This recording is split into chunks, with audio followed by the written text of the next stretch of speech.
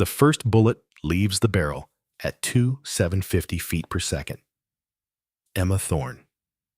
Caldwell watches it arc through the Afghan dawn, invisible to everyone but her. In her mind, she tracks every millimeter of its journey, the climb through thin mountain air, the drift as crosswind catches the copper jacket, the inevitable pull of gravity drawing it earthward toward a man who doesn't know he's already dead. 5 seconds of flight time, 5 seconds of perfect mathematics. The Taliban commander drops like a puppet with cut strings. Christ almighty! Commander Jack Morrison's voice cuts through the morning silence rough as gravel. Where the hell did you learn to shoot like that? Emma doesn't take her eye from the loopholed scope. Her finger moves with practiced efficiency, cycling the bolt on her Remington 700, chambering the next round. Even now, even with the target down, she scans for secondaries, for threats, for the next problem that needs solving. My grandfather, sir. Her voice is steady, clinical. Gunnery Sergeant Robert Caldwell, Marine Scout Sniper, Korea, November 1952. Morrison lowers his binoculars. 52 years old, 28 years in the teams, and he's just watched something he didn't think was possible. The rangefinder on his vest reads 850 meters, over a mile, in wind conditions that would make most snipers pack up and go home. The woman beside him, 5'3" blonde hair, pulled back in a regulation bun, green eyes that never seemed to blink, just made it look like target practice. Korea, Morrison says. He knows that war. His own father served, there came home with frostbite scars and stories he never told. Your grandfather must have been something special. He was. Emma finally pulls back from the scope, her cheek bearing the slight impression of the stock. He taught me everything. Before he died, he made me promise I'd be better than good. He said good gets you killed in this job. Morrison studies her. Emma Thorne Caldwell, 27 years old, Navy JTAC specialist, Joint Terminal Attack Controller, the person who coordinates airstrikes calls, and the cavalry handles communications. A support role. A safe role. Except nothing about Emma Caldwell fits that description. Her jacket came through channels 2 months ago. 3 years at Marine Scout Sniper School before she transferred to Navy. Graduated top of her class. Qualified on every long-range weapon system in the arsenal. Then she requested JTAC training, and everyone figured she was washing out, moving to something easier. They were wrong. Pack it up, Morrison says. We've got a briefing in 30. Emma's already breaking down her rifle movements, smooth and automatic. The Remington 700 disappears into its case like a secret being put away. Morrison watches her work and thinks about the mission brief sitting on his desk back at FOB Wolverine. Operation Phantom Thunder. A target that's been haunting them for months, and a shot that everyone says can't be made. 72 hours earlier, the briefing room at Forward Operating Base, Wolverine smelled like coffee sweat and the particular kind of tension that comes before bad news. Morrison stood at the front arms crossed, watching his team file in. 8 of his best SEAL Team 5, the ones who'd been with him through Fallujah, through Ramadi, through missions that would never make it into official reports. Chief Petty Officer Garrett McKenzie came in first, 40 years old, and built like a middleweight boxer, carrying the team's SR-25 sniper rifle like it was part of his body.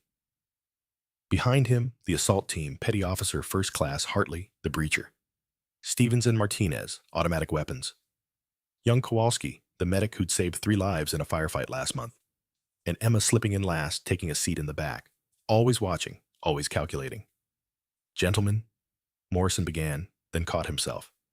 And Petty Officer Caldwell, we've got a target. The projector flickered to life. A face appeared on the screen. Middle Eastern man, late 40s, thick beard eyes that held the kind of certainty that made him dangerous. Khalid Durrani, Taliban commander, call sign the Ghost, responsible for 47 coalition deaths over the past 18 months. IEDs, ambushes, coordinated attacks on supply convoys.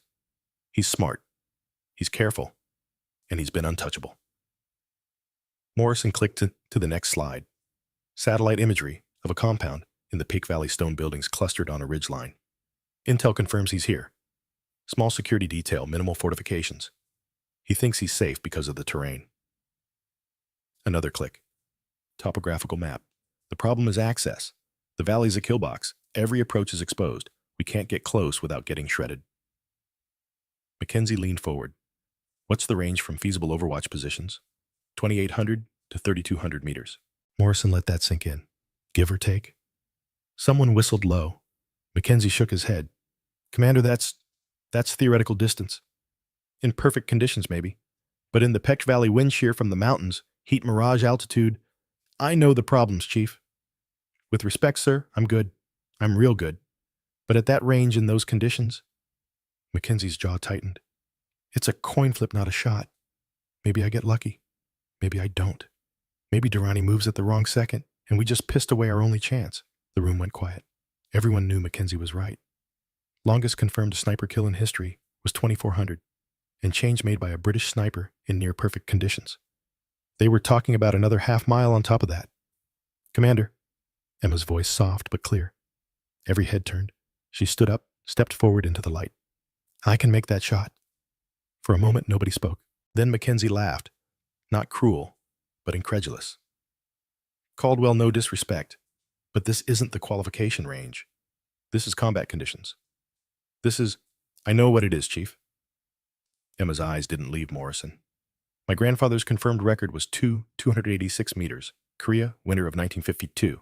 Enemy machine gun nest. First shot at that distance in Marine Corps history.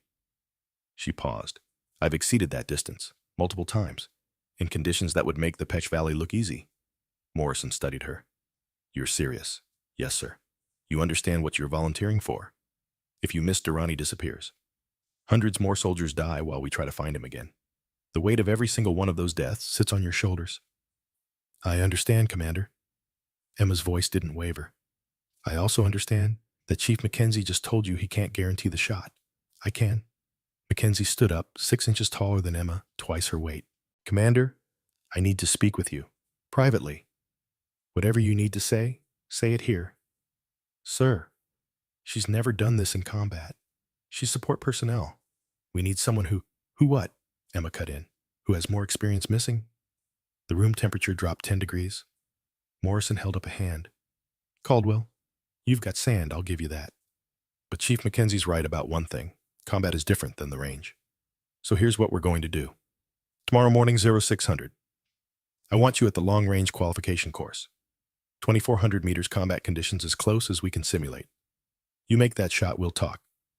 Emma nodded once. Yes, sir. Dismissed. That night, Emma sat alone in her quarters, a plywood box that barely qualified as a room with a cot, a footlocker, and a single bulb hanging from the ceiling. On her cot lay a leather journal, worn soft with age and handling. The pages were yellowed, filled with cramped handwriting and technical diagrams. She opened it carefully, the spine cracking like old bones. Gunnery Sergeant Robert Caldwell. Personal log. Korea 1952. The entries were sparse, clinical. Range estimations. Wind calculations. Confirmed kills logged with the same emotional weight as grocery lists. But 3/4 through the tone changed. November 14th, 1952. Made the longest shot of my career today. 286 yards. Enemy spotter. North Korean, embedded with Chinese forces. Had him dead to rights in my scope. 19 years old, maybe. Scared. Shaking. I had the shot. Perfect conditions. No wind. Clear sight picture. My spotter was calling it in. Take him now. I didn't pull the trigger. Watched him through the scope for 2 full minutes. Saw him realize someone had him zeroed. Saw him make the choice to run instead of calling in our position. He lived. 40 men in my unit lived because he ran instead of radioing. They court-martialed me for it. Failure to engage. Said I compromised the mission. Maybe I did. But some decisions transcend orders. Some mercy is worth the cost. The hardest shot isn't the longest one. It's knowing when not to take it. Emma traced the words with her finger. She'd read this entry 100 times, memorized every word. Her grandfather never spoke about Korea, never told stories about the war. He just took her to the ranch every summer, set up targets at impossible distances, and taught her the mathematics of death. Shooting is just physics, Emma, he'd say, his voice gravelly, from 60 years of cigarettes. Wind speed, air densities, Coriolis effect, spin drift. You account for every variable, you make the calculation, you commit to the solution. Everything else is just noise. She'd been 8 years old the first time she fired his Remington 700. The recoil had knocked her flat on her back. He'd laughed, helped her up, adjusted her stance, made her try again. By age 12, she was out-hooting adults at local competitions. By 16, she was making shots that seasoned hunters called impossible. By 20, she knew she wanted to be a Marine. The Scout Sniper School nearly broke her.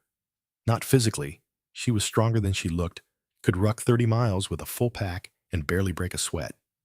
But the instructors didn't want her there, made it clear. A woman in Scout Sniper School was a distraction, a liability, a publicity stunt. They gave her every reason to quit. She graduated first in her class. Then she transferred to Navy, requested JTAC training, and everyone assumed she'd burned out. Couldn't handle the pressure, moving to something safer, easier, more appropriate. They were wrong.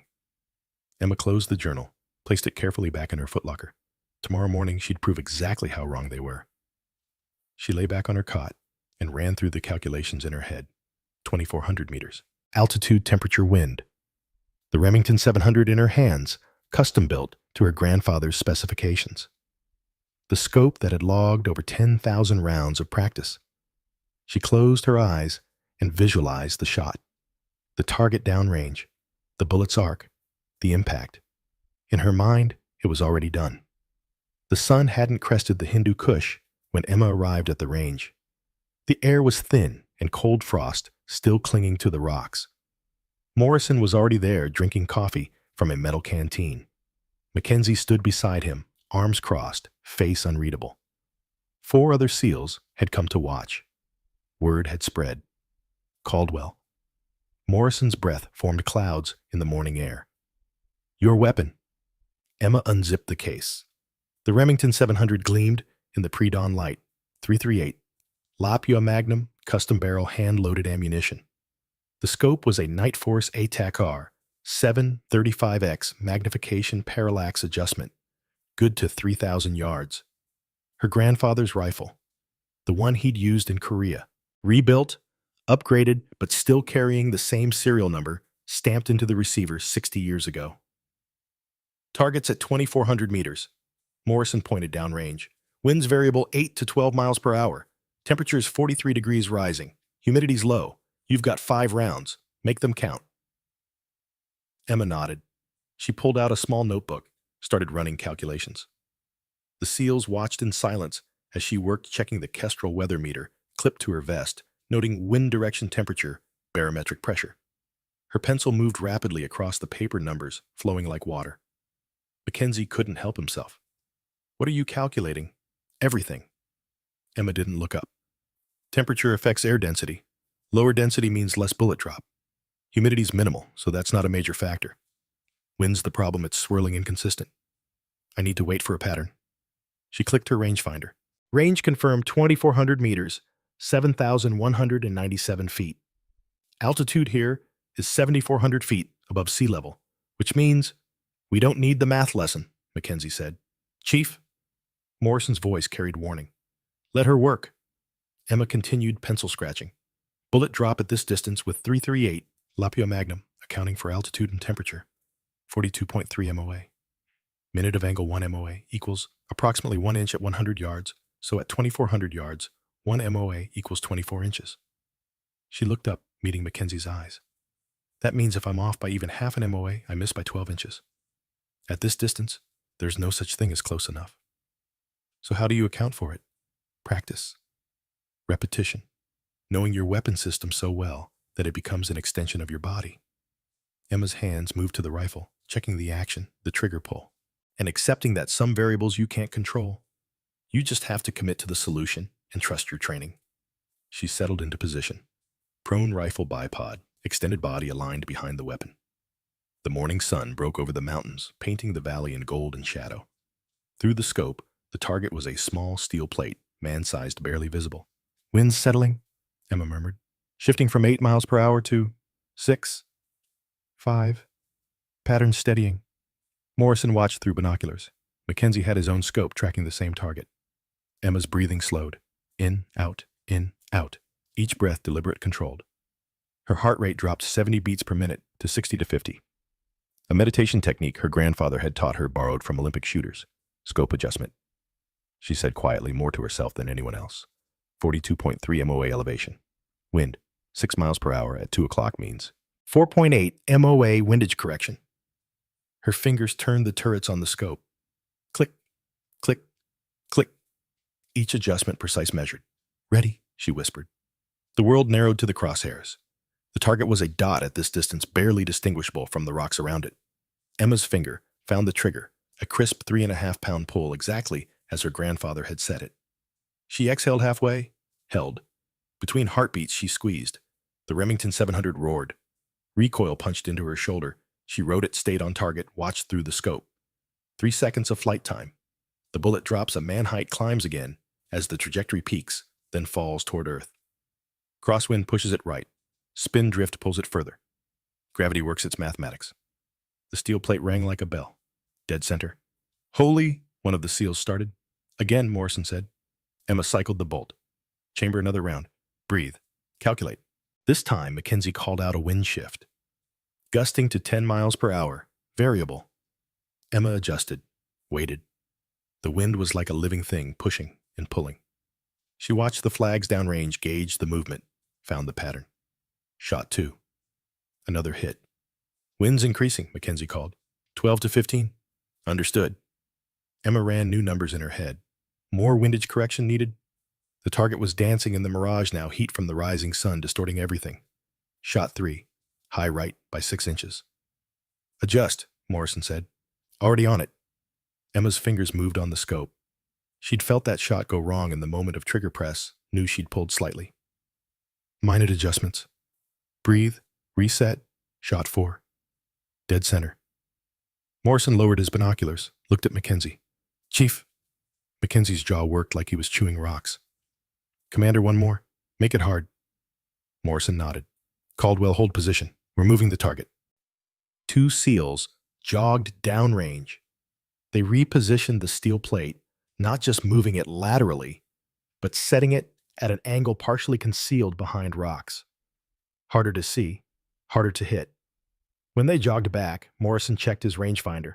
Range now 2,450 meters. Winds gusting to 18 miles per hour.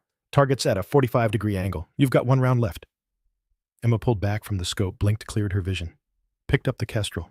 New calculations. The angled target meant reduced surface area, less margin for error. The wind was worse now, inconsistent swirling in the valley. 90 seconds of calculation. Her hand moved across the notebook, numbers flowing. This is the shot, she said quietly. This is the one that matters. She settled back into position. Found the target through the scope, barely visible now, just a sliver of steel behind rock. The wind was chaos, gusting, dropping, gusting again. She needed a window. A moment of calm. 30 seconds passed. 60. Morrison shifted his weight, impatient. Emma waited. Her grandfather's voice in her head. Patience is more important than skill. You can be the best shot in the world, but if you take it in the wrong conditions, you miss. Wait for your moment. It will come. 90 seconds. The wind dropped. 5 seconds of relative calm. Emma's finger found the trigger. Exhale. Hold. Between heartbeats, squeeze. The Remington spoke its truth. 4 seconds of flight. The bullet carved through morning air, climbing its arc, fighting wind and gravity and every force of physics that wanted to drag it down. The steel plate rang, not center mass, but a hit. Solid, confirmed, undeniable. Morrison lowered his binoculars slowly. Turned to Mackenzie. Chief. Mackenzie stared downrange for a long moment. When he spoke, his voice was rough. Commander, she made every shot except one, in conditions that would have had me packing up my rifle. And that last one angled.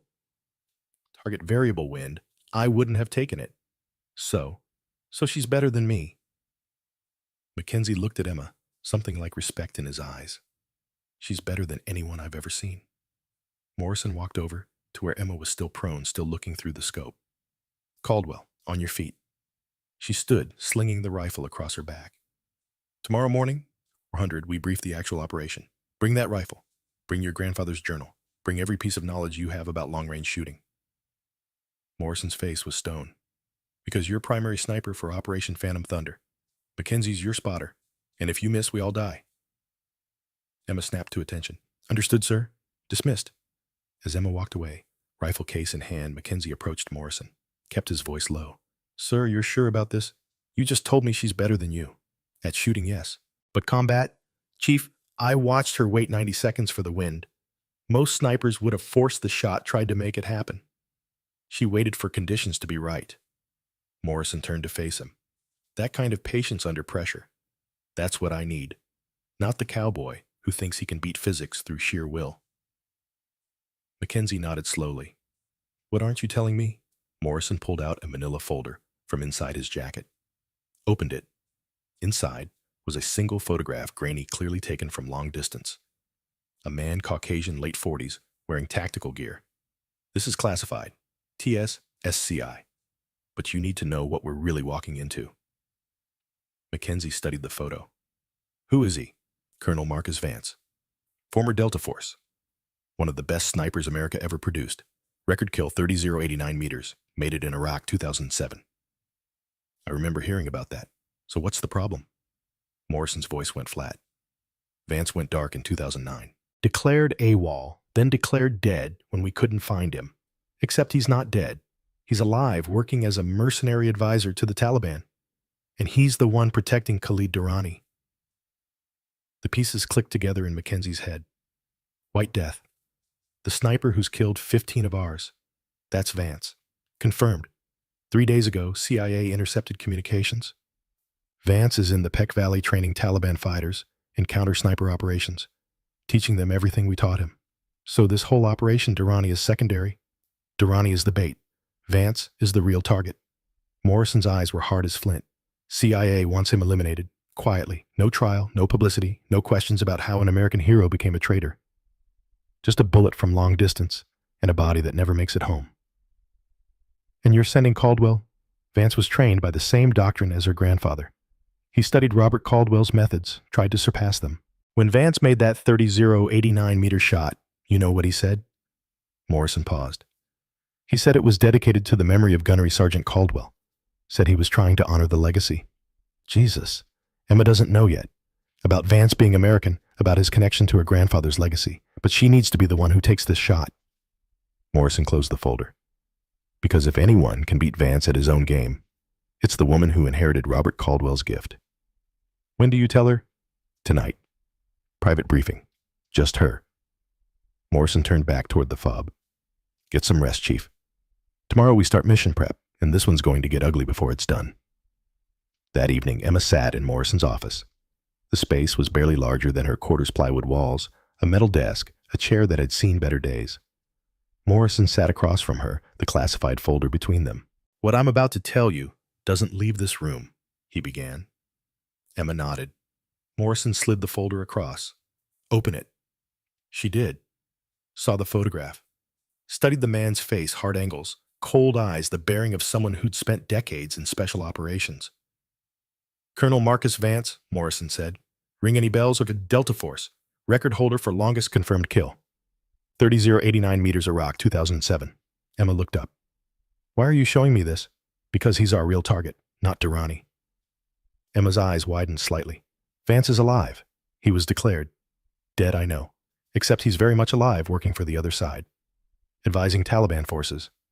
Teaching them counter-sniper tactics. He's the one they call White Death. The implications hit Emma like a physical blow. An American. We're hunting an American. An American traitor who's killed 15 coalition soldiers. Morrison leaned forward. Vance studied your grandfather's work. When he was at Fort Bragg, he spent months analyzing every shot Robert Caldwell ever made. Read every report, studied every operation. He was obsessed with surpassing the Caldwell legacy. Emma's mind raced. The 30,089 meter shot, he dedicated it to your grandfather. Said he was honoring the tradition. Morrison's voice went hard. Then he took everything we taught him and sold it to the enemy. So no, Emma, this isn't about honor anymore. This is about stopping a traitor before he kills more Americans. Why me? Because Vance thinks he's the heir to your grandfather's legacy. He thinks he surpassed it. But you, Morrison pointed at her, You're the real heir. Blood, training, dedication. And if anyone's going to beat Vance at his own game, it needs to be a Caldwell. Emma closed the folder slowly. What's the ROE, rules of engagement? Lethal force authorized. No warning. No attempt at capture. The mission is elimination, pure and simple. Morrison paused. I need to know if you can do this. Killing Taliban fighters is one thing. Killing an American, even a traitor, that's different. That's a line that once you cross, you don't come back from. Emma thought of her grandfather's journal. The entry about mercy. About the shot he didn't take. Sir, my grandfather spared an enemy because he saw something worth saving. A scared kid who made a choice to run instead of fight. She met Morrison's eyes. Marcus Vance isn't that kid. He's a trained killer who chose to betray his country, who's teaching the enemy how to kill more Americans. There's nothing worth saving there. So you can make this shot. I can make any shot you need me to make. Emma stood. When do we leave? 0400 tomorrow. Full mission brief at 0500. Insertion at 23:15. Morrison stood as well. Get some rest. It's a long flight to the Peach Valley. Emma turned to leave, then paused. Commander, can I ask you something? Go ahead. Why didn't you tell me this during the open briefing? Morrison was quiet for a moment. Because the moment the team knows we're hunting an American, everything changes. They start second-guessing. Start wondering if maybe there's another way. Politics and ethics get in the way of what needs to be done. He looked at her steadily. But you needed to know. Because when you're looking through that scope at 3,200 meters, when Vance is in your crosshairs, I need you to understand exactly who you're killing and why. I understand, sir. Good. Dismissed. Emma spent the night preparing her gear with the methodical precision of ritual. Each piece of equipment was checked, double-checked, test-fired, or test-used. The Remington 700 was field-stripped, cleaned, reassembled. Every round of ammunition was inspected, weighed, measured. Her Kestrel weather meter was calibrated. Her rangefinder was tested against known distances. At midnight, she allowed herself one moment of doubt. Sitting on her cot, grandfather's journal in her lap, she wondered what he would think. Would he approve? Would he see this as justice or just another version of the thing that got him court-martialed? She found the entry again. November 14th, 1952. Read it one more time. The hardest shot isn't the longest one. It's knowing when not to take it. But her grandfather had been talking about mercy, about seeing humanity in the enemy, about choosing not to kill when killing would have been easier. Vance had made his choices. Trained Americans, then sold them out. Killed 15 soldiers who trusted their training, their equipment, their intelligence would keep them safe. He'd chosen profit over honor, greed over loyalty. Emma closed the journal. Some mercy is worth the cost, her grandfather had written, but some choices forfeit the right to mercy. She would make the shot. Not for revenge, not for glory, but because it was the right thing to do. Because letting Vance continue would cost more American lives. Because her grandfather had taught her not just how to shoot, but when to shoot. And why. At 0400 hours, she was at the briefing room. Ready. Morrison stood at the front mission map projected on the wall behind him. The team filed in, Mackenzie, Hartley, Stevens, Martinez, Kowalski, 2 other SEALs Emma knew by sight, but not name. All combat veterans. All men who'd seen the worst that war could offer, and her.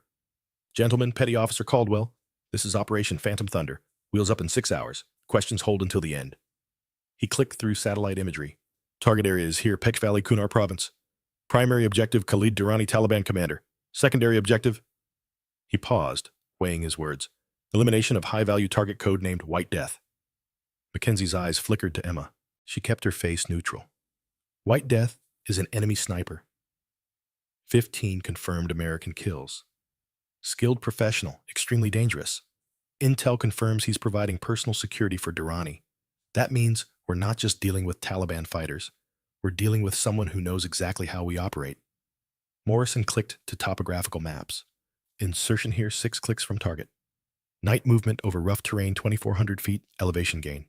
We establish overwatch position on this ridge at 0430. Observation begins at dawn. ROE is weapons-free on all hostile targets. Extraction via Black Hawk at designated LZ time to be determined based on mission completion. He looked directly at Emma. Petty Officer Caldwell is primary sniper. Chief Mackenzie is spotter. Engagement distance is estimated between 28 and 3,200 meters. Questions? Stevens raised a hand. Sir, those are extreme distances. What's our backup if the shot can't be made? There is no backup. We make this shot, or the operation is scrubbed, and we try again in 6 months, assuming Durrani doesn't disappear completely.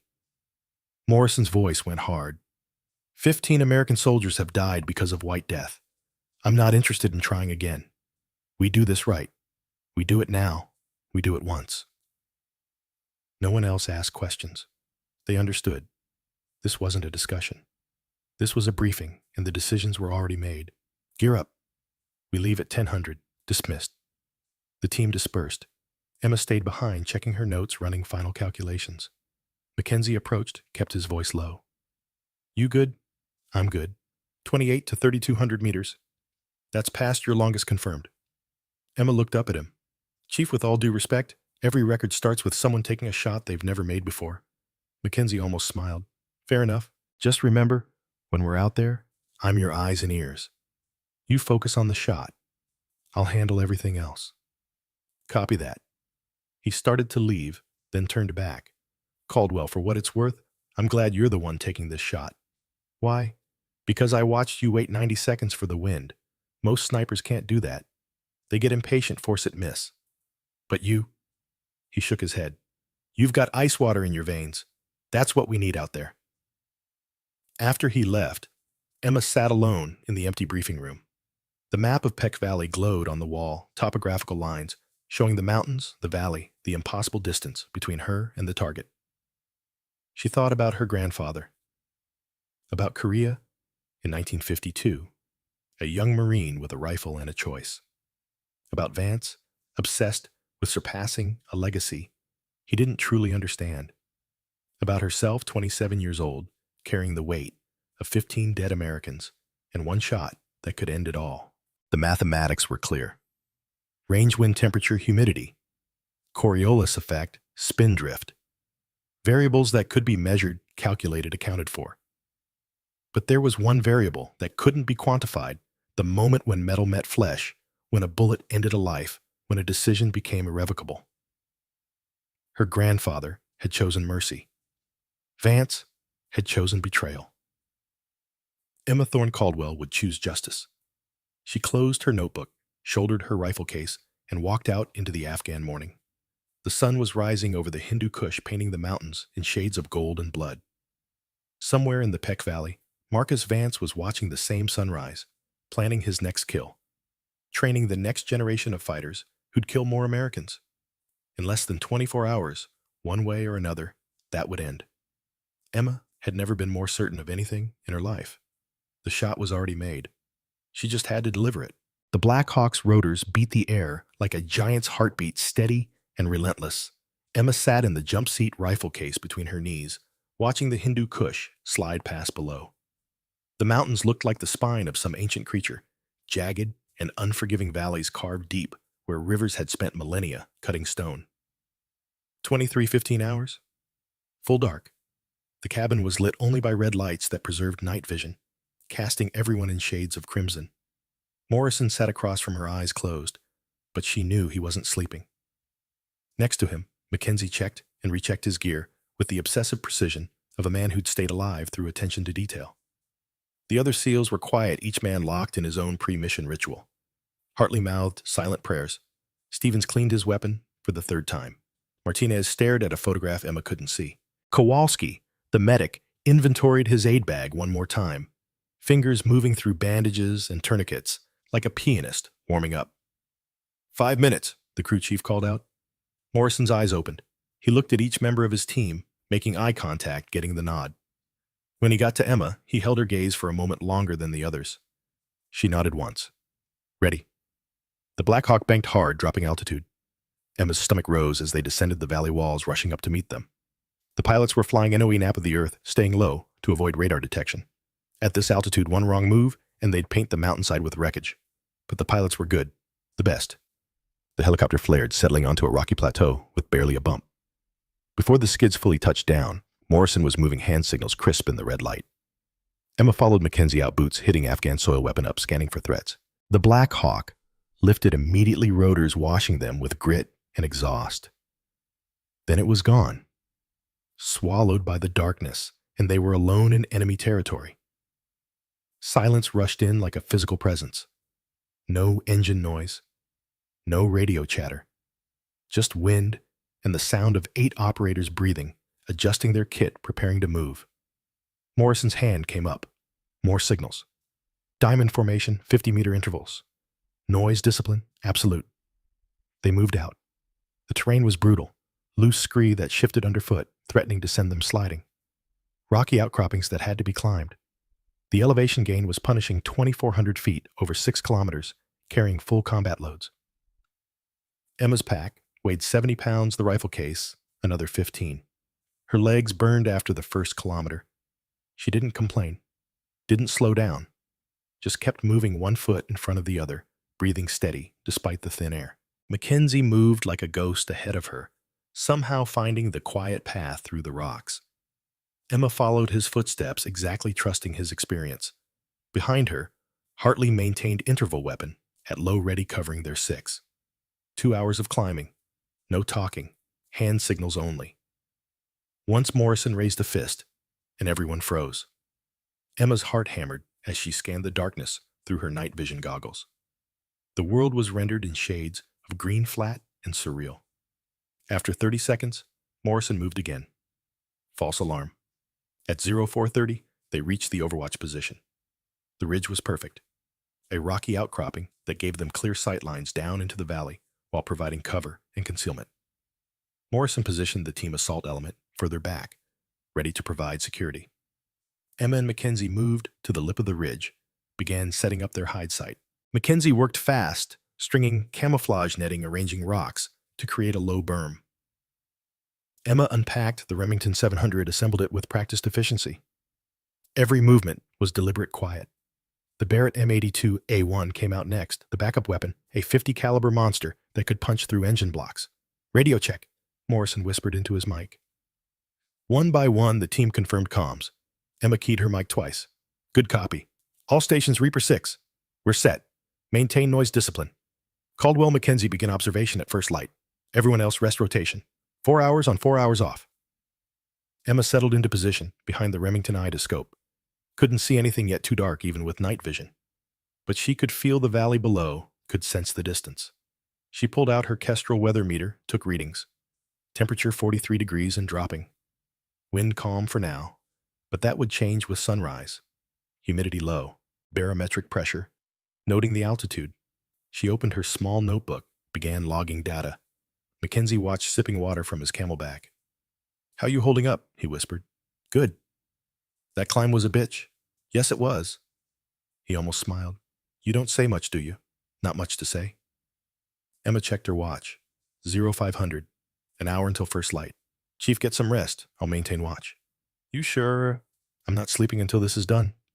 Mackenzie studied her face in the darkness, nodded. Wake me at first light, and Caldwell, don't do anything heroic. We take this slow. We take it smart. Copy that. He moved back 10 feet, settled against a rock, and was asleep within minutes. Emma envied that ability. Her own mind was racing, running calculations, playing out scenarios. What if the wind was too variable? What if Vance didn't show? What if she missed? She pushed the thoughts away, focused on breathing, on the present moment, on the rifle in her hands, in the valley below. Her grandfather's voice came to her memory, as clear as if he was sitting beside her. Fear is just another variable, Emma. You account for it, adjust for it, move on. The shot doesn't care if you're scared. Physics doesn't care. So breathe, calculate, commit. The eastern sky began to lighten. Not sunrise yet, but the deep black fading to charcoal. Emma watched the valley emerge from darkness like a photograph developing. Stone buildings became visible first, then the compound walls, then individual features. Chief, she whispered. First light. Mackenzie was awake instantly, moving to position beside her with the spotting scope. Together they glassed the target area. The compound was exactly as the intel photos showed. 2-story stone building, flat roof, surrounded by a wall, maybe 8 feet high. 4 guards visible on the walls, More movement inside the courtyard. 2 technical trucks. Toyota pickups with machine guns mounted in the beds. Range, Mackenzie said quietly. Emma used the laser rangefinder careful to keep the beam from hitting anything reflective. 2,847 meters, 8,541 feet. Wind? She checked the Kestrel. 6 miles per hour variable. Direction? Shifting between 2 and 3 o'clock. Temperature? 51 degrees, rising fast. Mackenzie made notes in his own book. Okay, we're looking at significant heat mirage in about 2 hours. Temperature differential between us and the valley floor is going to create distortion. Emma nodded. She'd accounted for that. The morning window would be best, after the light was good enough to see clearly, before the heat built up enough to shimmer the air.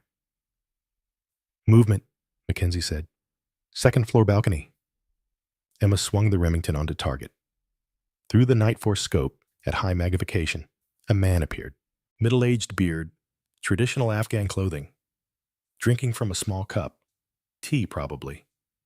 That's him, she breathed. That's Durrani. Confirm. Target identified. Mackenzie keyed his radio. Reaper 6, Shadow 2. Primary target spotted. 2nd floor balcony. Morrison's voice came back calm and controlled. Copy. Stand by. Looking for White Death. Emma shifted her scan, checking the surrounding buildings, the ridgelines. Somewhere out there, Marcus Vance was watching. Waiting. She could feel it an itch between her shoulder blades, the sensation of being in someone else's crosshairs. Chief, she said quietly, he knows we're here. How can you know that? Because this is what I do. Set up the primary target as bait. Wait for the sniper to reveal position. Then take them out. Emma's eyes never stopped moving, scanning, searching. Vance studied my grandfather's tactics. This was one of them. Mackenzie went very still. Are you saying we're in his trap? I'm saying he's good enough to predict where we'd set up Overwatch. And he's patient enough to wait for us to commit. Reaper 6, Shadow 2, Mackenzie said into his radio. Caldwell advises possible counter-sniper trap. Request permission to relocate. Static. Then Morrison. Negative. Too exposed to move now. We stay put. Find Vance before he finds us. Emma increased her scanning pattern. Not just the obvious positions, the facing ridgelines, the high ground. Vance would know those were obvious. He'd set up somewhere unexpected, somewhere with clear sight lines, but from an angle no one would anticipate. The sun crested the mountains. Golden light flooded the valley, harsh and beautiful. Shadows became knife-edged. Every rock stood out in sharp relief, and then she saw it. Contact. Her voice was barely a whisper. Adjacent ridge, 11 o'clock, 3,100 meters. Mackenzie swung his spotting scope. I don't see. Watch for sun glint. He's got a scope, and the angle is there. A flash. Brief, just a fraction of a second. Sunlight catching glass. I see him, Mackenzie breathed. Jesus, that's a hell of a position. How did you? It's what my grandfather would have chosen. Emma was already running calculations. New range, different angle. Wind would be affected by the cross-valley currents. Range to secondary target, 3,112 meters, 9,336 feet. Emma's mind raced through the ballistics. Longer range meant more bullet drop, more wind drift, more time for variables to affect the shot. The .338 Lapua Magnum could reach that far, but accuracy would be degraded. Margin for error measured in inches. I have the shot, she said. Difficult, but achievable. Shadow 2 to Reaper 6. Secondary target acquired. Adjacent ridge range 3112. Caldwell has the shot. Can she take it? Mackenzie looked at Emma. She looked back, utterly calm. Affirmative. She's got it. Stand by. I'm going to... The transmission cut off. Not static. Just silence. Then the sound reached them. A flat crack echoing across the valley, unmistakable. High-powered rifle. Contact, someone yelled. Morrison's voice. Sniper, everyone down! Emma's heart rate spiked. She shifted her aim, trying to locate the shooter. But Vance had already moved. She knew it. That shot was fired from a position he wouldn't use twice. Shadow 2 Reaper 6, report. 1 round fired. Missed the commander by maybe 18 inches. Vance is mobile. We've lost visual. Emma scanned frantically. Where would he go? Where would she go? The answer came immediately closer. Close enough that the next shot wouldn't miss. Chief, he's relocating to improve his angle. Probably cutting the range by 500, maybe 800 meters. Look for positions between 23 and 2,500 meters out. Mackenzie swept the valley with his scope. There. 10 o'clock lower ridge. I've got movement. Emma shifted. Caught a glimpse of something fabric maybe, or the stock of a rifle. Then nothing. I don't have a clear shot. He's playing smart, moving position to position, never exposing himself. Mackenzie keyed the radio. Reaper 6 Shadow 2. Vance is closing range. Estimate 2,400 meters current position. We're weapons tight, no clear shot. Copy. We're engaging targets in the compound. Taking fire from multiple positions. Taliban forces moving in from 3 approaches. The situation was deteriorating fast. Emma could hear gunfire now, the sharp bark of M4s, the deeper thud of AK-47s. The Taliban fighters had been waiting positioned to ambush them. Vance had set this up perfectly. Chief, check your right cargo pocket. Mackenzie frowned. What? Just check it. He reached down, felt the pocket. His face went pale. Pulled out a small device. Chinese-made satellite phone. Definitely not U.S. issue. What the hell? You're the mole, Emma said flatly. Or someone planted that on you. Either way, that's how Vance knew we were coming. Mackenzie stared at the phone like it was a live grenade. I never... Commander, we've got a problem. Emma kept her voice level, clinical. Chief, Mackenzie has a sat phone that's not part of our standard kit. Someone's been feeding Vance information. Morrison's voice came back hard. Mackenzie, you want to explain that? Sir, I don't know how that got there. I didn't put it there. I would never. Later. Right now, we've got bigger problems. Vance is still active, and we're taking fire from 3 sides. Caldwell, can you engage? Emma scanned desperately. Vance was out there somewhere repositioning, preparing his next shot. Every second he was active, her team was in danger. She needed to find him, pin him down in this. Negative, clear shot. He's too well concealed. Then make him reveal himself. Morrison's voice carried an edge she'd never heard before. Shadow 2 Reaper 6. We're compromised, mission is burned. Exfil birds are 40 minutes out. Hold position, stay alive. We'll sort this out back at base. 40 minutes. Eternity in combat. Emma's mind raced through options. They were pinned down under fire with a hostile sniper who knew exactly where they were. The tactical situation was deteriorating by the second. Chief, she said quietly, that phone, when was it planted? Mackenzie looked sick. I don't know. Could have been any time. During gear up, during the flight, even during the climb. I never checked that pocket. It's usually empty. Check the call log, now. His fingers shook slightly as he activated the phone. Scrolled through. There's only one number, and it's been calling out. Last transmission was... He looked at his watch, did the math. 20 minutes before we inserted. Grid coordinates were sent. Emma's blood went cold. Someone at FOB Wolverine had betrayed them. Someone knew the operation, knew the insertion point, knew everything, and they'd passed it all to Vance. Commander, whoever planted this phone is back at base. Someone with access to our mission planning. Someone who knew our LZ coordinates. Silence on the radio. When Morrison spoke again, his voice was controlled fury. Copy that. We'll deal with it. Right now, focus on Vance. I need that sniper down. Emma went back to scanning. The problem was simple. Vance had every advantage. He knew where they were. He had prepared positions. He was mobile, while they were static. The only way to beat him was to think like him. What would her grandfather do? The answer came, change the game. Stop reacting. Start forcing moves. Chief, I need you to trust me. What are you thinking? Durrani. He's still on that balcony, still drinking his tea. Vance is protecting him, which means Vance is positioned to cover the compound. So we take the shot at Durrani. Force Vance to reveal himself when he tries to return fire. Mackenzie's eyes widened. That's bait. You're making yourself bait. I'm making us both bait, but it's the only way to draw him out.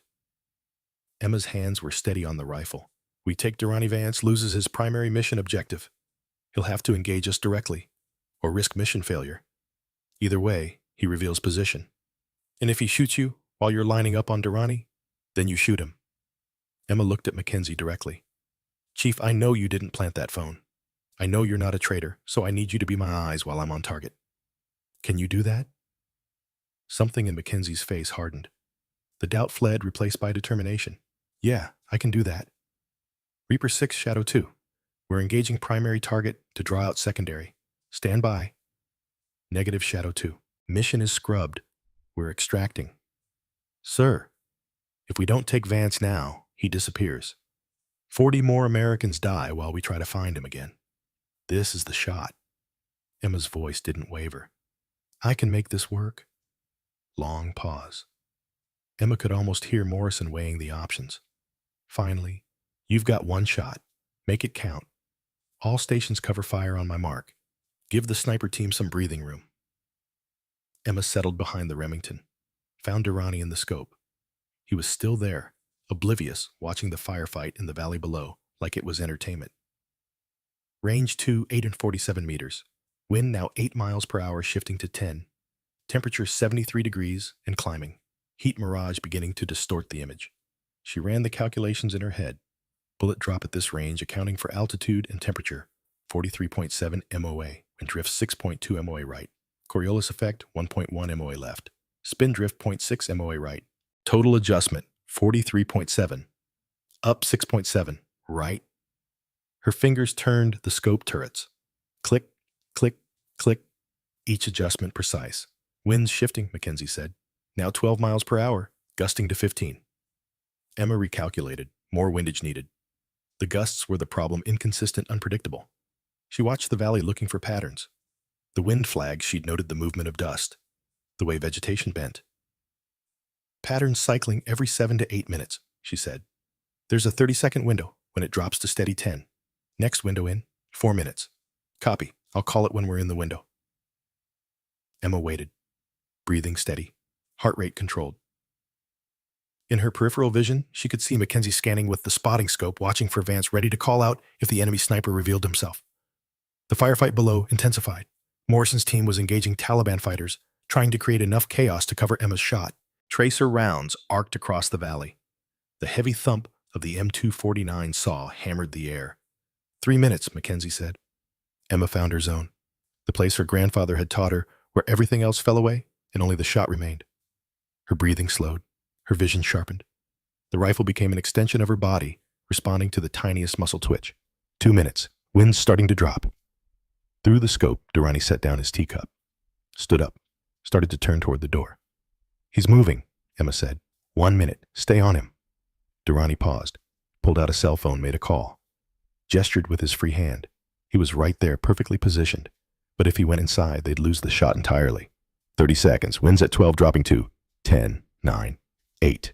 It's settling. Emma's finger found the trigger. 3.5 pounds of pressure. Smooth, steady. Windows open. Send it. Durrani was talking on the phone, animated, unaware. Emma exhaled halfway, held. Her heart beat once, twice. Between the beats, in the eternal moment of stillness, she squeezed. The Remington roared. Recoil hammered her shoulder. She rode it, stayed on target, through the scope. 3 seconds of flight time. The bullet climbing its arc, pushed by wind, pulled by gravity, spinning through air that grew thinner as it climbed. Through the scope, she saw Durrani's head snap back. He dropped like a puppet, with cut strings, the phone clattering across the balcony. Hit, Mackenzie breathed. Good hit. Primary target down. But Emma was already moving, shifting her aim, scanning for Vance. Where is he? I don't wait. Contact 1130 Lower Ridge. He's repositioning. Emma swung the rifle. Caught movement. Saw Vance clearly, for the first time, prone position, Russian-made rifle ghillie suit. He was setting up for a return shot. The distance was too far for the Remington. Not impossible, but degraded accuracy. She needed the Barrett. Switching weapons. Her hands moved fast, pushing the Remington aside, pulling the Barrett M82A1 forward. The 50 caliber beast was meant for material targets, vehicles, light structures. But it could reach out to 4,000 meters if needed. She threw the bipod down, settled in behind the massive rifle. Found Vance in the scope. Range, 3047 meters. He's setting up on you. You've got maybe 10 seconds before he fires. Emma ran calculations at lightning speed. The Barrett's ballistics were different. Heavier bullet, different trajectory. But she knew this weapon had fired it hundreds of times. Vance was almost set. She could see him adjusting his scope, finding his target. Finding her. No time for perfect. Only time for good enough. Emma settled her breathing, aimed, trusted her instinct more than her calculation, squeezed. The Barrett spoke with a voice like God's own thunder. The recoil was massive, pushing her back even braced against the bipod. The muzzle brake directed blasts sideways in a concussive wave that kicked up dust all around her position. Through the scope, she saw Vance's rifle disintegrate. The scope exploded in a shower of glass and metal. He rolled sideways, scrambling for cover. "Hit his weapon," Mackenzie yelled. "He's blind." Emma was already cycling the bolt, chambering another round, but Vance was moving fast, disappearing behind rocks. She fired again. The .50 caliber round blew chunks out of the boulder he'd been using for cover, but he was already gone. "He's displaced. I've lost him. All stations Reaper 6. Primary target eliminated. Secondary target engaged. Status unknown. We're pulling back to LZ. Move now, move fast." The team began breaking contact, firing and maneuvering by pairs, creating space between themselves and the Taliban fighters. Emma and Mackenzie packed their weapons with controlled urgency, breaking down the hide site, preparing to move. Shadow 2. This is Reaper 6. Status on the sat phone. Mackenzie looked at the device still lying on the rocks. "Still here, Commander." "Bring it. We're going to find out who gave us up." They moved out, falling back along their approach route. The Taliban fighters were disorganized, leaderless without Durrani.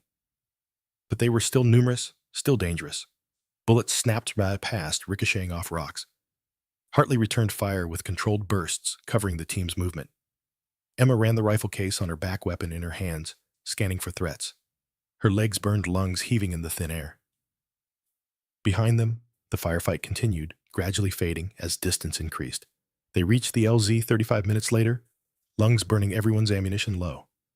The Blackhawks came in fast, barely touching down before the team piled in. Emma was the last up the ramp, Mackenzie pulling her aboard as the helicopter lifted. Through the open door, she could see the valley falling away. Smoke rose from the compound. Durrani was dead. Vance was wounded, his weapon destroyed. His mission failed, but he was alive. And alive meant dangerous. Morrison moved through the helicopter, checking each team member. When he got to Mackenzie, he held out his hand. The phone. Mackenzie handed it over. Morrison examined it, his face carved from stone. "When we get back to base, no one talks about this. Not to anyone. Not until we figure out who planted this." He looked at Emma. "You understand? Someone at FOB Wolverine betrayed us. Someone with access to classified operations. And until we know who we trust, no one." Emma nodded. Her mind was already working through the implications. The mission planning had been restricted. Only Morrison, Mackenzie, and a handful of officers back at base would have known the details. The insertion coordinates the timing, the specific target. Someone in that small circle was a traitor. The helicopter banked hard, heading for friendly airspace. Emma closed her eyes, let the adrenaline slowly drain from her system. She'd made the shot. Durrani was dead. Vance was neutralized, at least temporarily. But something nagged at her. Something about the way Vance had positioned himself, the way he'd waited. This wasn't just counter-sniper tactics. This was personal. He'd studied her grandfather's methods, dedicated his record shot to Robert Caldwell's memory. And now she'd destroyed his rifle, ruined his mission, cost him his target. Men like Vance didn't forget things like that. The war between them had just begun. The Black Hawk touched down at FOB Wolverine at 0847 hours.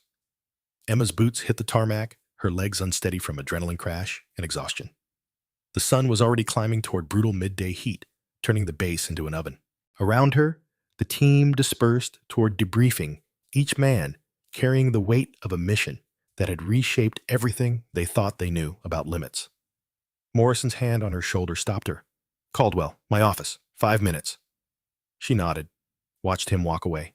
Mackenzie stood nearby, the confiscated sat phone now in an evidence bag under Morrison's arm. The chief's face was drawn pale beneath his tan. Being accused of betrayal, even implicitly, had carved something out of him. "Chief," Emma said quietly. He looked at her. "I didn't plant that phone. I need you to know that." "I know. How can you be sure? Because if you were working with Vance, you would have let me take that shot at him. Let me expose myself. Let him kill me." "You didn't. You covered me." Emma adjusted the rifle case on her shoulder. "Whoever planted it wants us fighting each other, wants us doubting. We don't give them that." Something like relief crossed Mackenzie's face. "Thanks. Don't thank me yet. We still have to find out who did plant it." She left him there, walked toward the plywood building that housed Morrison's office. Inside, the air was marginally cooler, circulated by a fan that sounded like it was dying. Morrison sat behind his desk, not with the sat phone, but with something else. A clear evidence bag containing another phone screen cracked but still glowing. Close the door. Emma did. Took the offered chair. Quick reaction force recovered Vance's body 20 minutes ago. Morrison slid the evidence bag across. He had this on him. Message typed, but not sent. Addressed to you. Emma picked up the bag, read the screen. The text was small, cramped, but legible. Emma Thorne Caldwell. If you're reading this, you made a shot I didn't think was possible. 3. 247 meters. You just broke my record by 158 meters. I studied your grandfather's work for 20 years. Robert Caldwell shaped everything I became as a sniper. When I made my 389-meter shot in Iraq, I dedicated it to his memory. I thought I was honoring his legacy. I was wrong. Korea, 1952. Your grandfather spared a North Korean spotter, age 19. That spotter had a son who became a legendary instructor in their military. That instructor trained foreign advisors in the 1990s during joint exercises, including me. Your grandfather's mercy created a lineage of snipers. I'm the corruption of that line. I took everything he taught through that lineage, through studying his methods, and sold it for money, for pride, for proving I could surpass the legend. But I never understood what made him legendary. It wasn't the distance. It was the judgment. The mole at FOB Wolverine isn't Mackenzie. He's just a patsy. The real traitor is Colonel Augustus Stanton. He's been selling intel for 3 years. Payment, $8.7 million offshore accounts. Gambling debts and blackmail drove him to it. Stanton will kill you all to protect himself. He planted that phone on Mackenzie during final gear check. He warned me you were coming. He's been running this operation from the start. You're the true heir to Robert Caldwell's legacy. Don't let Stanton corrupt it the way I did. Your 247-meter shot just proved who the real master is. Your grandfather would be proud. Marcus Vance. Emma read it twice. Her hands were steady, but her mind was racing through implications, connections, threats. Is it credible? She asked. CID is checking Stanton's financials now. But yeah, everything Vance said matches patterns we've been seeing. Morrison's jaw tightened. 11 operations compromised in 6 months, every single one after Stanton arrived. The timing is perfect. If Stanton knows we're looking at him, he'll run or eliminate witnesses. Morrison leaned forward, which is why we're moving fast. CID is preparing arrest warrants as we speak. But Caldwell Stanton doesn't know about this message yet. Vance never sent it. We recovered it from his body. That gives us an advantage. What do you need me to do? I need you to act normal. Go to the debriefing at 1400 hours. Don't let Stanton know we're on to him. Let him think we're still chasing ghosts.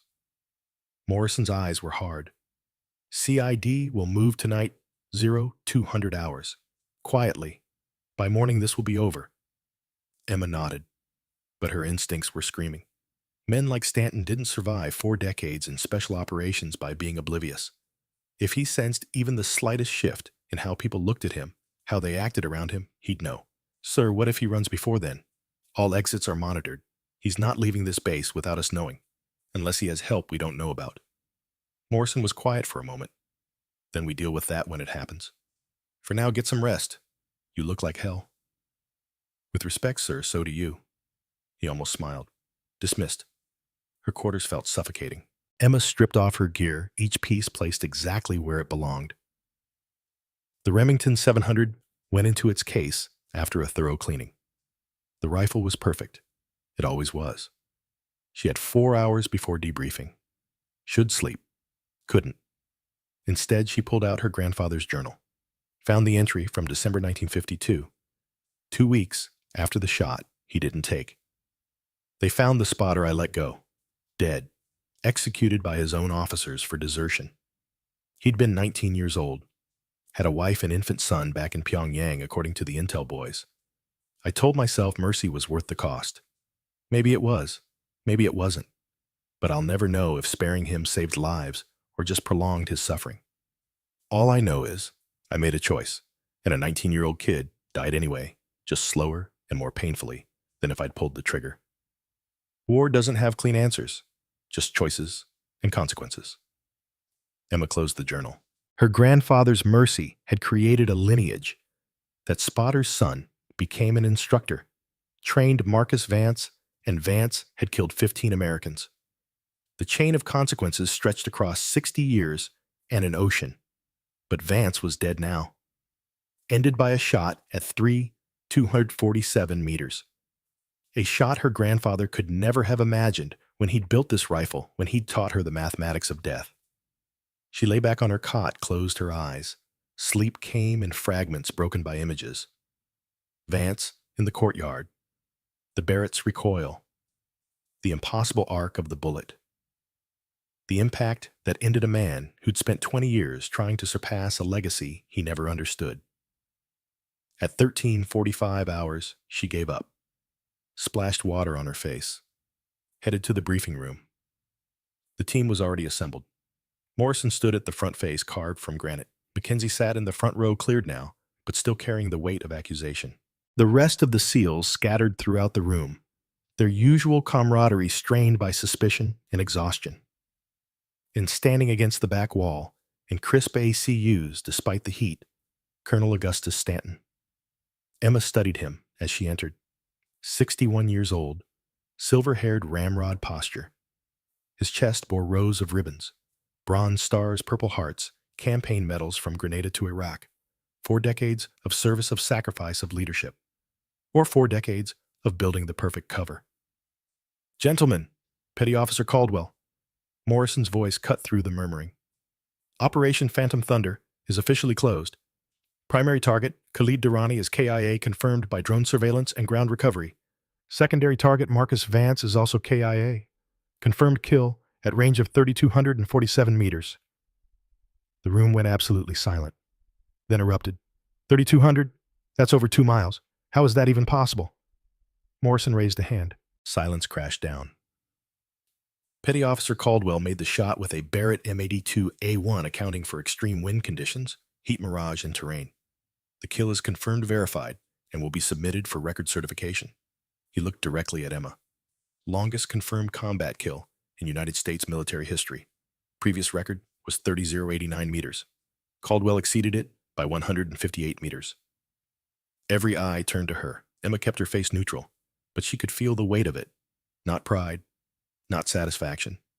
Just the knowledge that mathematics and training and her grandfather's legacy had converged in a single moment of perfect execution. Now, Morrison continued, about the compromised operation. He pulled up the image of the sat phone found on Mackenzie. This device was used to transmit our insertion coordinates to enemy forces. Someone planted it. Someone betrayed this operation. CID is investigating, and every person associated with this mission is under scrutiny until we find answers. Colonel Stanton stepped forward. Commander Morrison, if I may. Morrison gestured for him to continue. This is a serious breach, but we must handle it carefully. Whoever did this is watching, gauging our response. We need to be methodical, thorough, and above all patient. Rushing to judgment will only...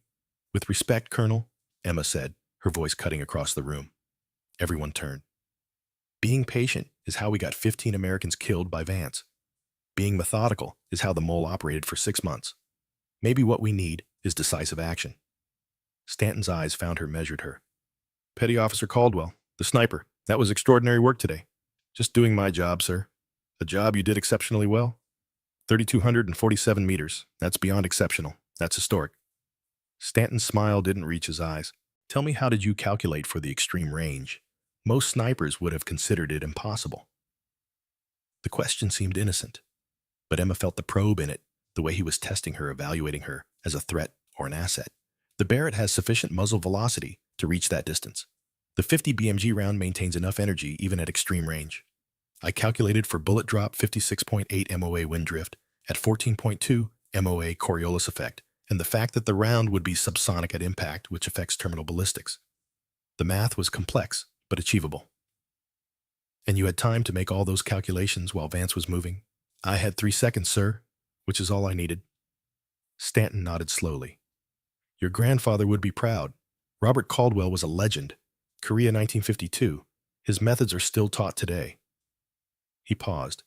In fact, I believe Marcus Vance studied those methods extensively, tried to surpass them.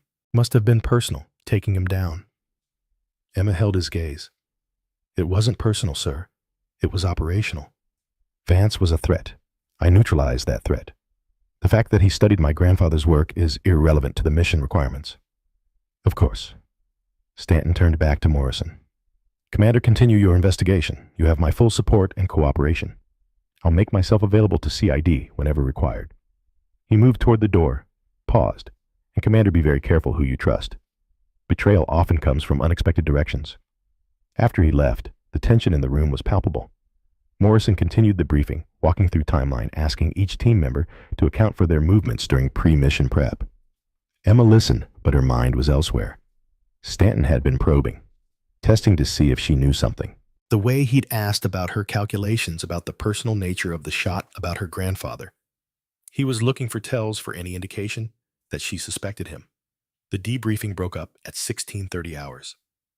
Emma was heading back to her quarters when footsteps approached from behind. Petty Officer Caldwell? She turned. Major Reeves, thin and angular intelligence officer's eyes missing nothing. Walk with me. It wasn't a request. Emma fell into step as he led her away from the main buildings toward the perimeter fence, where guard towers overlooked the valley. That was an impressive performance, Reeves said, standing up to a full colonel. Not many junior enlisted have that kind of spine. I answered his questions honestly, sir. You did more than that. You challenged him, pushed back. Reeves stopped at the fence, looking out over the mountains. Tell me something. What did you think when Stanton was asking about your grandfather? Emma considered her answer carefully. I thought he knew, but more than he should. And I wondered why he was so interested in whether the shot was personal. Smart. Reeves turned to face her. Here's what I'm going to tell you, and this conversation never happened. Understand? Yes, sir. Augustus Stanton has been at this base for 6 months. In that time, 11 operations have been compromised, targets that vanished before we hit them, ambushes that shouldn't have been possible, 15 American casualties that could have been prevented. Reeves' voice was clinical flat. Every single compromised operation had one thing in common. Stanton had access to the planning. Emma's pulse quickened. You think he's the mole? I know he's the mole. But I can't prove it, not yet. CID is working the financial angle tracing accounts following money trails, but that takes time. He met her eyes. How much did Morrison tell you about Vance's phone? Everything, sir? Then you know Vance fingered Stanton. That gives us probable cause, but we need more. We need evidence that will hold up in a court-martial, which means we need to be very, very careful about how we proceed. Reeves glanced back toward the buildings. Stanton is a survivor, 4 decades in special operations. If he even suspects we're closing in, he'll run, or he'll destroy evidence, or he'll eliminate threats, Emma finished. Exactly. When is CID moving? 0200 hours. Quiet arrest, minimum personnel. By morning it should be over. Reeves pulled out a small device, looked like a pen. But if something goes wrong, if Stanton makes a move before, then I need you to have this. Recording device. If he approaches you, if he tries to silence you or recruit you or anything else, you wear this. Get him talking. Get evidence. Emma took the device. Sir, you're asking me to investigate a superior officer without authorization. I'm asking you to protect yourself and gather evidence if an opportunity presents itself. There's a difference. Reeves started walking back. Get some rest, Caldwell. Tonight might get interesting. Emma returned to her quarters, the recording device in her pocket. She clipped it to her shirt collar, hidden under the fabric, just in case. The hours crawled. She lay on her cot, watching the ceiling running through scenarios. If Stanton ran, where would he go? If he fought, how would he do it? If he knew they were coming, what would his response be? At 0200 hours, someone pounded on her door, urgent, aggressive. Emma was up instantly, weapon in hand. Identify. Mackenzie. Emma, we've got a situation. Stanton knows. She opened the door. Mackenzie looked like death. Behind him, Morrison, fully armed, tactical vest on weapon, at low ready. CID went to arrest Stanton at Era 145, Morrison said. His quarters are empty. Personal effects gone. He ran. How did he know? We think he has someone inside CID, or he's been monitoring communications. Doesn't matter now. Morrison checked his watch. But he hasn't left the base. All exits are locked down, guards doubled. He's trapped here somewhere. Where would he go? Emma asked. Armory, Mackenzie said. He'd need weapons, ammunition, supplies for an escape. We've got teams searching, but an explosion rocked the base. Not close, but big. The building shook. Fire alarms started wailing. Morrison's radio crackled. All stations, this is TOC. Major fire at fuel depot. Possible sabotage. Emergency crews responding. All personnel report to. Morrison cut the radio. Diversion. He's moving while everyone's distracted by the fire. Classic misdirection. Where? Emma was already moving, grabbing her vest, her weapon. Motor pool, Morrison said. He needs a vehicle to ram the gates. A Humvee, with enough mass and armor, could punch through if he's desperate enough. They ran through chaos, soldiers streaming toward the fire, smoke billowing into the night sky. Commands being shouted, confusion everywhere. Nobody looked twice at three operators moving in the opposite direction. The motor pool was a large open area with rows of vehicles parked in neat lines. Most were dark and active, locked down for the night. But at the far end, past the maintenance bay's lights, engine noise, a Humvee backing out of its space headlights, cutting through the smoke-hazed darkness. There, Mackenzie pointed. The Humvee accelerated toward them, engine roaring. Emma could see the driver's Stanton face illuminated by dashboard lights, jaw set with determination. He wasn't stopping, wasn't slowing. This was a man who'd made his choice and committed to it fully. Morrison raised his M4. Get clear? But Emma was already moving, not away toward, running at an angle, calculating speed and trajectory with the same precision she used for ballistics. The Humvee was massive, armored, unstoppable, but it had blind spots. She timed her approach perfectly. As the Humvee roared past, she grabbed the door handle, yanked, locked. Her momentum carried her onto the running board, and she smashed the driver's window with her rifle stock. Safety glass exploded inward. Stanton swerved hard, trying to throw her off. Emma wrapped her arm through the window frame, locked her grip. Wind tore at her, the pavement blurred beneath her feet, but she held on. Stop the vehicle! Instead, he accelerated. The main gate was ahead, barriers visible in the distance, guards scrambling to respond. He was going to ram it, blast through, disappear into the Afghan night. Stanton pulled a sidearm from his vest, tried to point it at her through the broken window. Emma grabbed his wrist, torqued it hard. The gun discharged, deafening in the confined space bullet punching through the roof. In that moment of distraction, she hooked her arm around his neck, pulled him away from the steering wheel. The Humvee swerved violently, hit a concrete Jersey barrier at 40 miles per hour. The impact was catastrophic. The vehicle flipped, rolled, came to rest on its side in a screaming of tortured metal and shattered glass. Emma had jumped clear at the last second, hit the ground rolling, came up in a combat crouch with her weapon raised. Her shoulder screamed where she'd landed on it, but nothing felt broken. Morrison and Mackenzie reached her seconds later. You okay? Fine. Get Stanton. They pulled the colonel from the wreckage. He was alive, injured, bleeding from a head wound, left arm bent at a wrong angle, but conscious. Morrison zip-tied his hands behind his back while Mackenzie cleared the vehicle for any other threats. Augustus Stanton, Morrison said, his voice formal, cold. You're under arrest for treason, espionage, conspiracy, and the murder of American service members. Stanton looked at Emma, through blood streaming down his face. You couldn't leave it alone. Vance told you, didn't he, the message? He did. I should have killed you in the valley. One call, one small adjustment to Vance's position. He could have taken you out before you ever fired. Stanton laughed, a wet, bubbling sound. But I thought maybe you'd miss.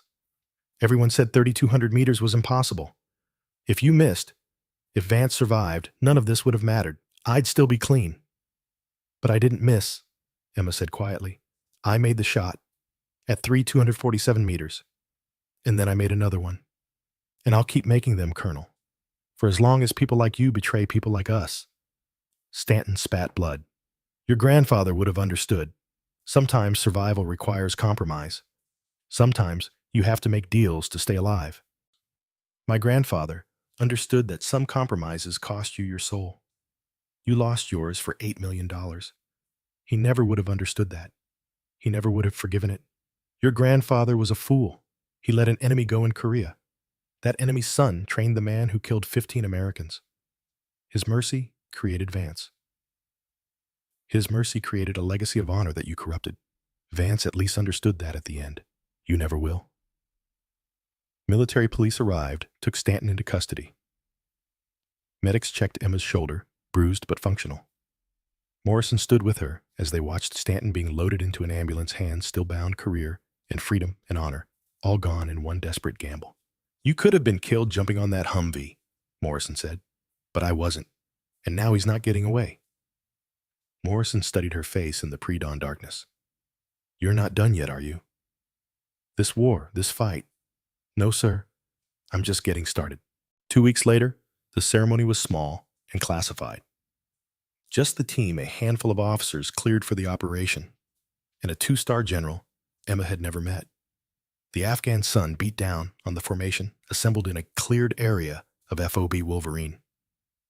Petty Officer First Class Emma Thorne Caldwell, the general read from official orders, for conspicuous gallantry and intrepidity in action against enemy forces, for tactical excellence under extreme conditions resulting in the elimination of 2 high-value targets, for actions directly leading to the capture of a traitor within our ranks preventing further loss of American lives.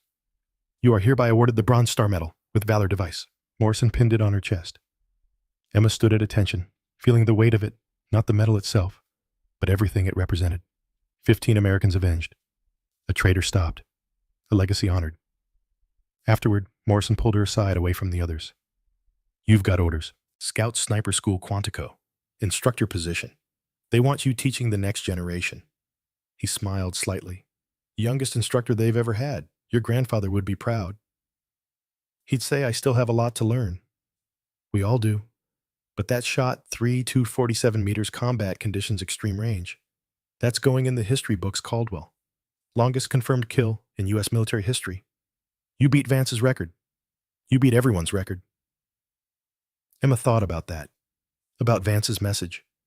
About her grandfather's journal. About legacy and choice and the shots that defined you. Sir, can I ask you something? Go ahead. Do you think I made the right choice? Taking that second shot at Vance?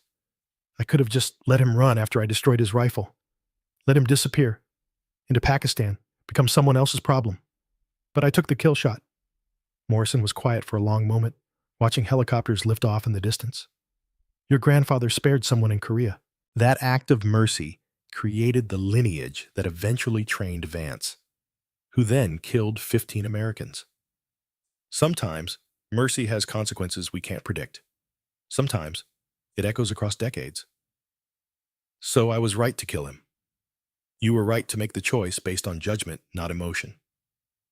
Vance chose his path, betrayal profit, over honor training the enemy. You chose to end that threat.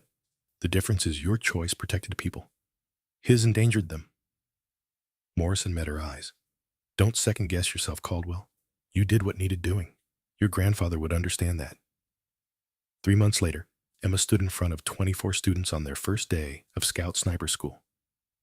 The classroom at Quantico was sterile institutional, nothing like the mountains of Afghanistan, but the weight of expectation was the same. Young faces looked back at her, mostly men with 3 women scattered among them, all of them looking at her with a mixture of curiosity and skepticism.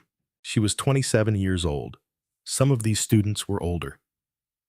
I'm Petty Officer Caldwell. My record shot is 247 meters. Made it in Afghanistan, September 2011. Longest confirmed combat kill in United States military history. The room was silent, impressed. Some disbelief still lingering. That's not why you should listen to me. Emma pulled out the leather journal, worn soft, from a lifetime of handling.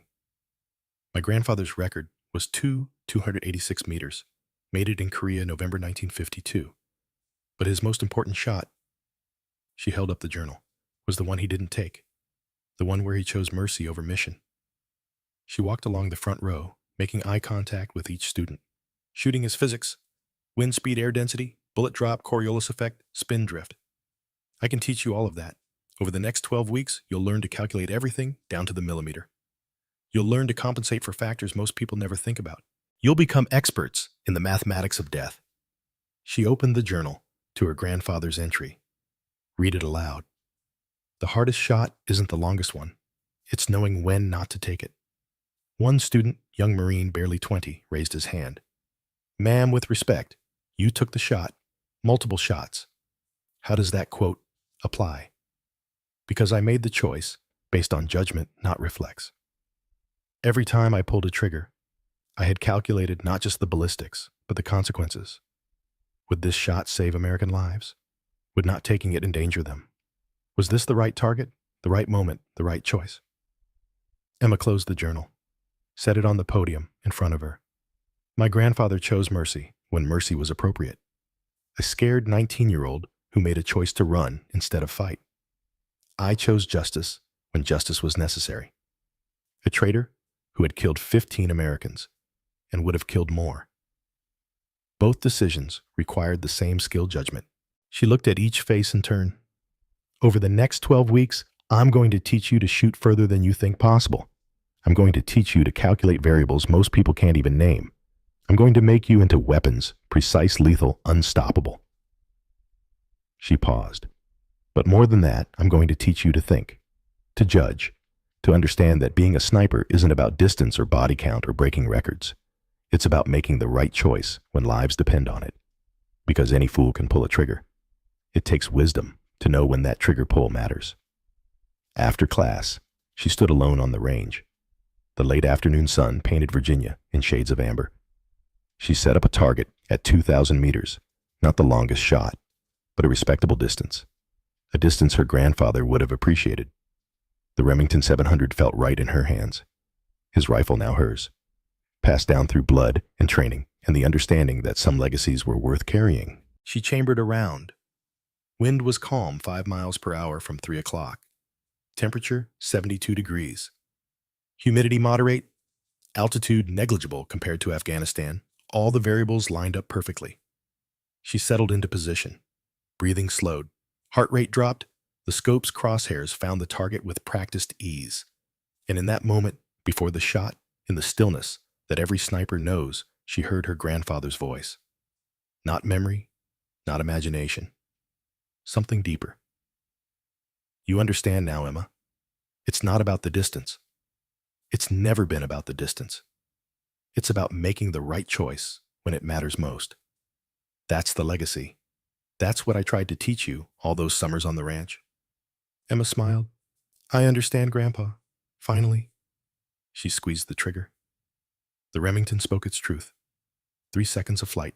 The bullet carved its path through Virginia air, following the mathematics that never lied, obeying the physics that didn't care about legacy or honor or the weight of choice. The target rang, dead center. Emma stood, slung the rifle across her back. Behind her, she could hear the next class forming up voices, calling out equipment being distributed, the sounds of people preparing to learn something that would change them forever. 24 students who would learn to calculate bullet drop and wind drift and Coriolis effect, who would learn to shoot further than they'd ever dreamed, who would become the next generation of American snipers. But more importantly, who would learn judgment, who would understand that the rifle was just metal and wood, that the shot was just physics. But the choice was everything. Emma walked toward the classroom, toward her students, toward the future she would help shape. The war would continue. There would always be another threat, another Vance, another Stanton. But there would also be people like Emma, like her grandfather. People who understood that being a sniper wasn't just about the distance you could reach. It was about the wisdom to know when to reach it. And that was a lesson worth passing on. Behind her, the sun set over Quantico. The rifle range fell silent. Tomorrow she would teach. Tomorrow, a new generation would begin to understand. But tonight, she allowed herself one moment of peace. One moment to feel the weight of the bronze star on her chest, the memory of her grandfather's journal in her pack, the knowledge that she had honored his legacy, not by surpassing his distance, but by understanding his wisdom. The hardest shot isn't the longest one. She knew that now. She would make sure they all knew it too.